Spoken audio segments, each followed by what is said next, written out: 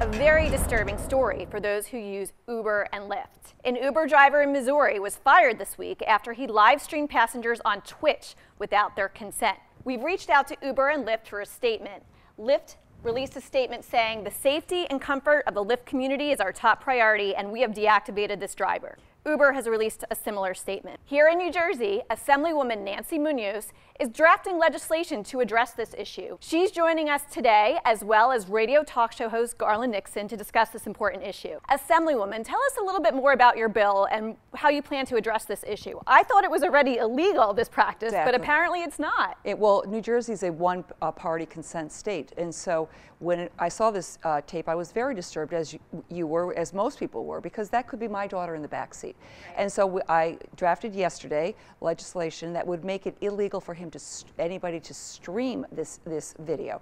We're not going to take away the ability to have a camera in the car because that protects both the passenger and the driver. So if they have the dash cams for security reasons, do they have to notify the passengers that they're being recorded, or is it just normal protocol? Well, I think it's going to become more, we'll make that part of the bill as we move forward. The bill, again, it's in the drafting stage right now, but that makes absolute sense that the public knows about it, but because it makes a protection for both the driver and the passenger. But these ride-sharing services are so important to keep our families safe, to be able to get our youngsters home who have been out, you know, youngsters meaning my youngsters are in their 20s, safely. But we have to make sure that the driver does not financially benefit, and that's what this bill would do. That's the big issue here, right, Garland? I mean, this driver allegedly made $3,500 live streaming his passengers and disclosing all this private information like their personal names, their homes, embarrassing moments. And, you know, when I use Uber, I assume you do too. Is this something you even think about when getting in the car?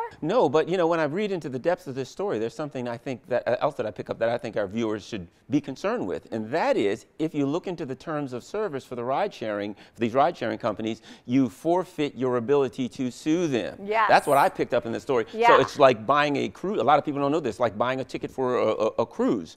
Now what these companies are doing is you sign up and you say, I don't care what happens to me. So you're basically forfeiting your rights. I can't sue you. Yeah, and that's a significant issue here. Right. Now, do you expect legislation to come out of that issue? The fact that these companies are, without most people's knowledge, requiring you to sign your rights away before you get into an Uber or a Lyft? It's difficult, and that happens everywhere online, and it's difficult because you have these long, you know, 80 pages of terms of service in, you know, .01 font. It's legal, but it is our responsibility to read the terms of service, although nobody does that. We should, but that's what we should pick up. You can't sue. So if you're thinking about, should I take a cab or an Uber, start thinking about what rights you have if something goes bad in that cab or that Uber. Well, thank you both for being here. Look forward to talking about it some more.